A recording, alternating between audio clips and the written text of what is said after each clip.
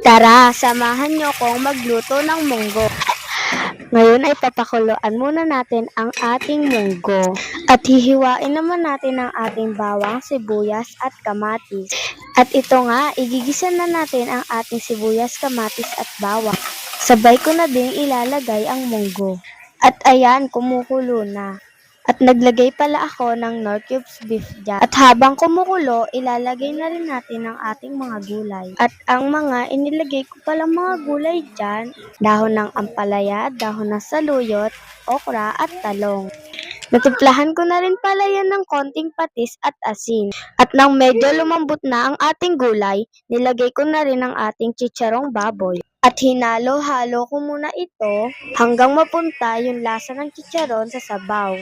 At ayan nga, luto na. At ayan nga, mukhang masarap. Kain po tayo.